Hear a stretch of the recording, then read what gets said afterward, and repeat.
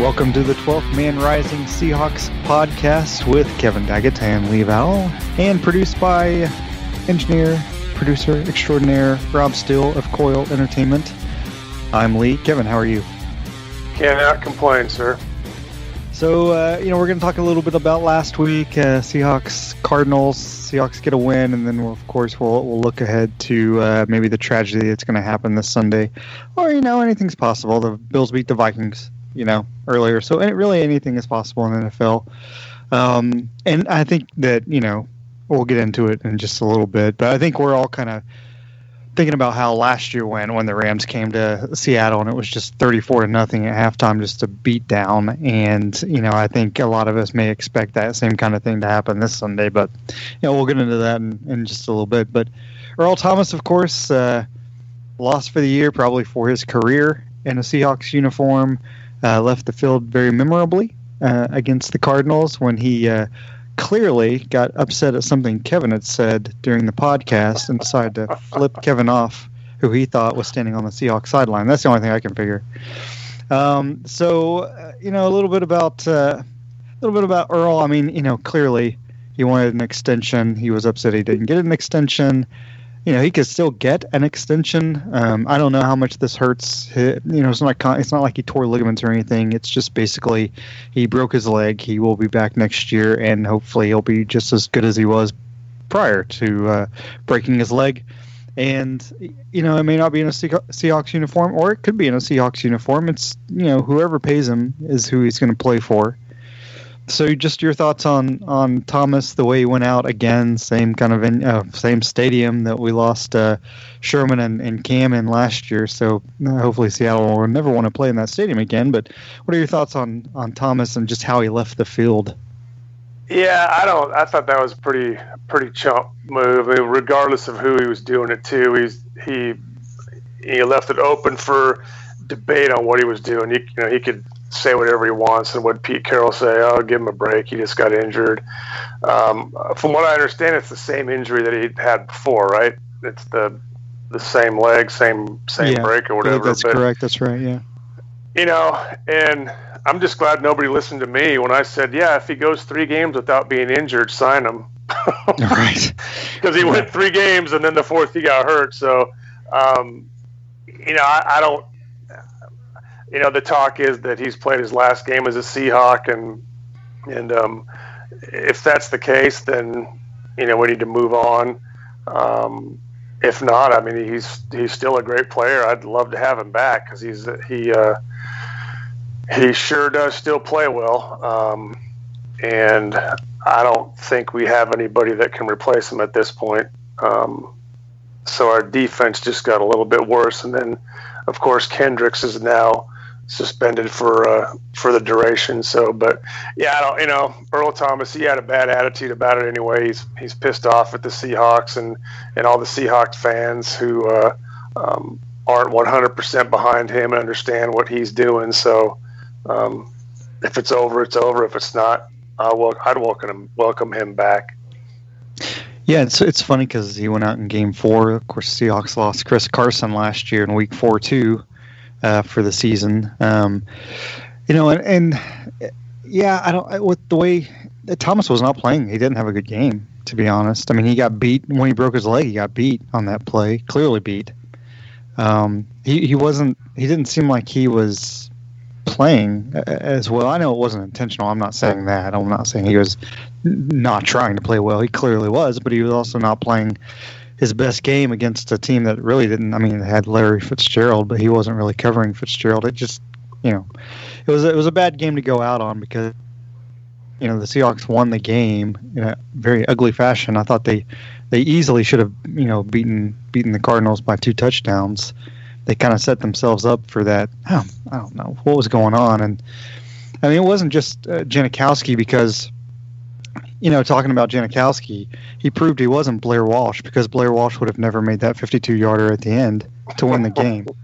I mean, Janikowski is fine. I mean, he missed a 52-yarder earlier in the game. It wasn't a short kick. He did miss a shorter kick earlier in the game, and he came back and made 2 late ones. And I like what, I'm not sure if you saw Greg Bell's tweet, but of course Greg Bell writes for the Tacoma News Tribune, and he was talking to Janikowski, after the game in his locker, and said, yeah, you missed two early field goals, and then came back, of course, made the one to win it. Interesting game. And Janikowski, in pure Janikowski way, said, yeah, no shit, it was a weird game. But it was kind of that weird. It was a weird game the whole game. It was like Seattle was clearly the better team on the football field, and still kind of set themselves up for really a chance to lose it. If Phil Dawson makes a field goal for the Cardinals, I mean, they're up by 3, and Seattle has to score to at least tie it or win it at the end. But just the play calling, 3rd and 1, fourth quarter, and they decided to drop back and pass when they were running the ball with Mike Davis, who was a beast all day. Just what was your feel as far as how the game plan was called, especially offensively? Yeah, it was just a weird game. Davis had a great game.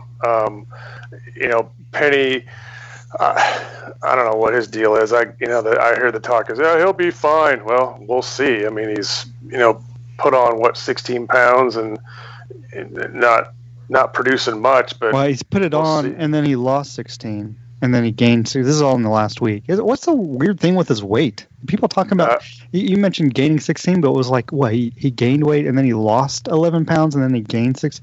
I mean, he's a kid, so it's easy for him to put on and lose it, but it's just kind of strange to see an NFL player not maintaining some kind of stable weight, isn't it?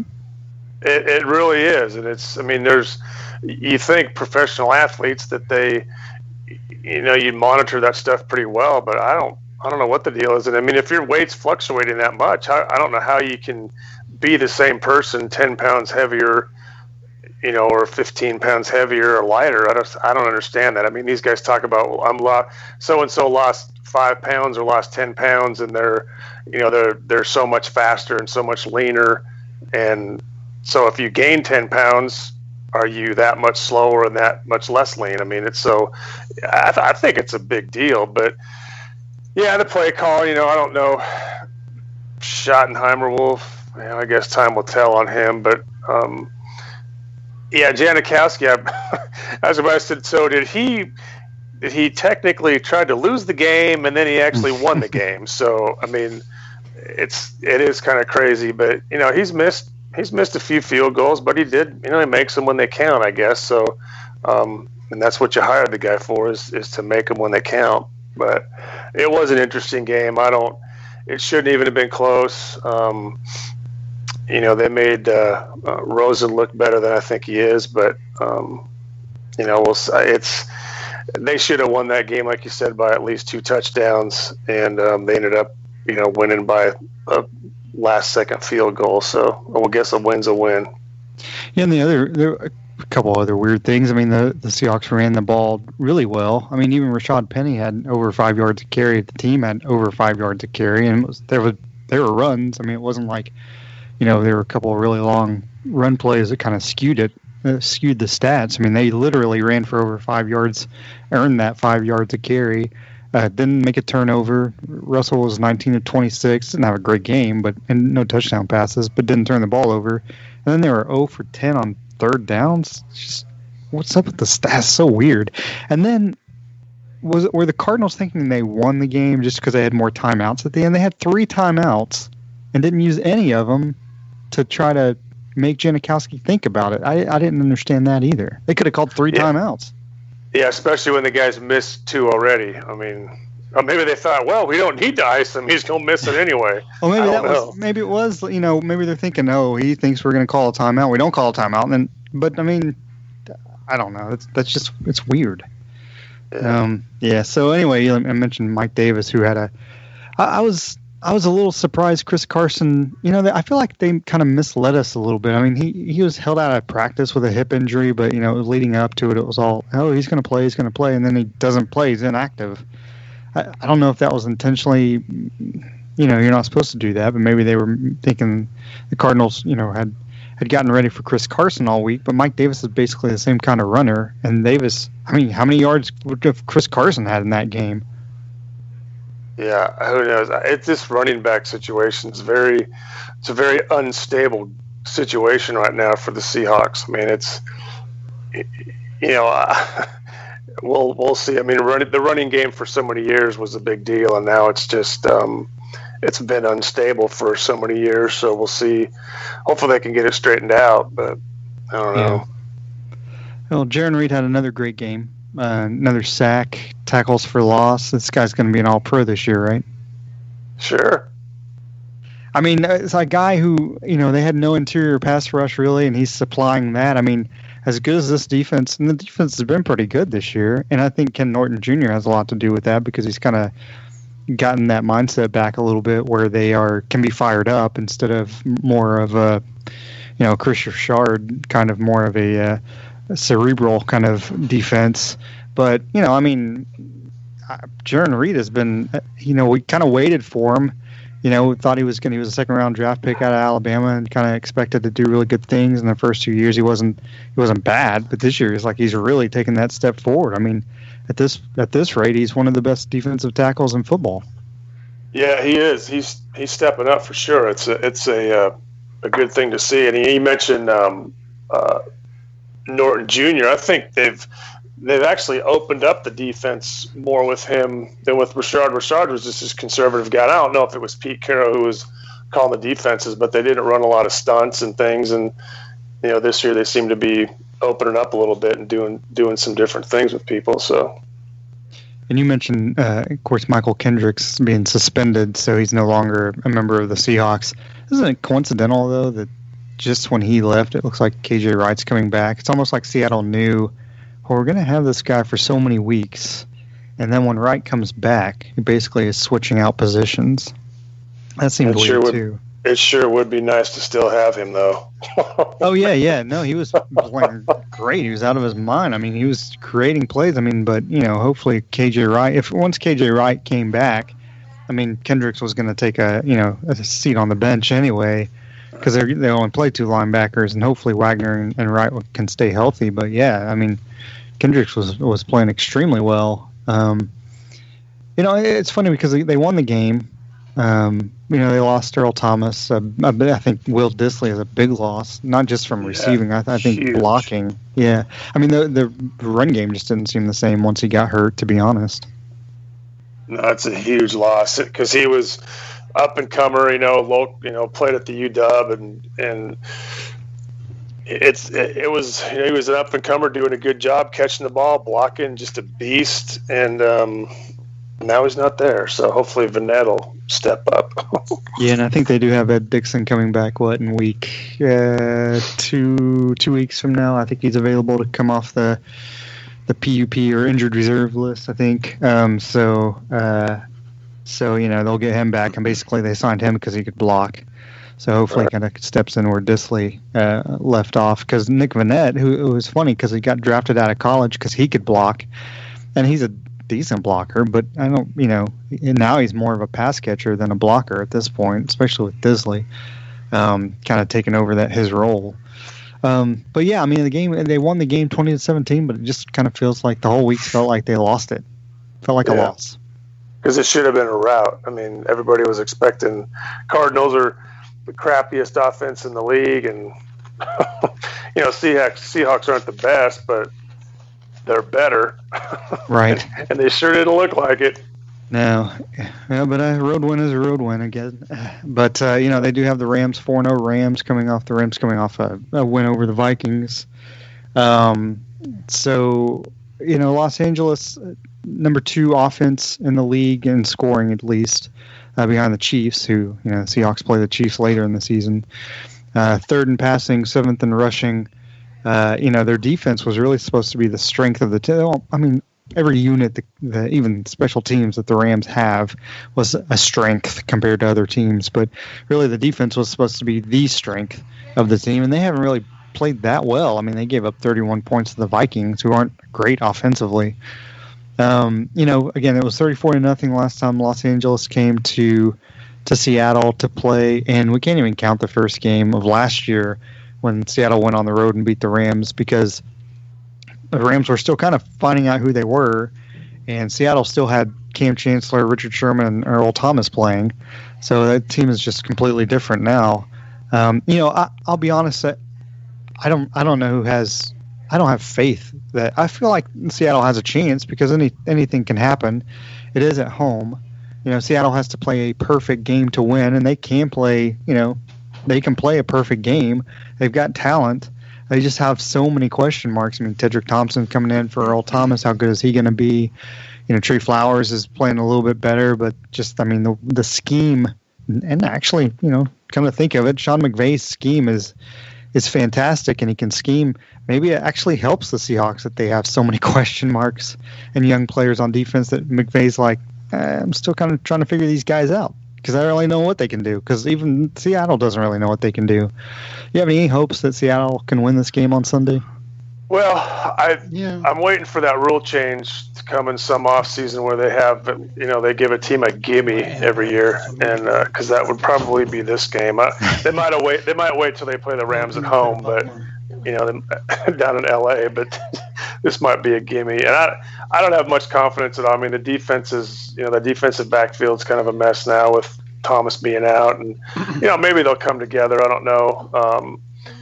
Goff, he's turning out to be a pretty darn good quarterback, and like you said, their defense is it's one of the toughest ones. And here's probably a big thing too, is some of these rookie contracts on these guys are going to be coming up, and they're not going to be able to keep all these good players that they have, and so the Rams' time is limited right now to get it done with the players that they have. So they're hungry to win this thing. They're hungry to get to the Super Bowl. They're hungry to smoke everybody in the AFC or the NFC West, which I don't think will be a problem. But I think they've got a lot more fire. They've got a lot more to lose than the Seahawks do in this game and the whole season. So I'm not real too optimistic about the Seahawks winning, which, it's not a good feeling because usually – there's some hope, but I don't have much this week at all. Right. Yeah, and I don't either. And I'm okay if they, well, I don't want them to lose, clearly, but I'm okay if I understand if they do lose, just right. Because they are rebuilding, they're retooling, and they're retooling in a way that even they didn't anticipate because of injuries. Disley, Thomas, Wright's been out.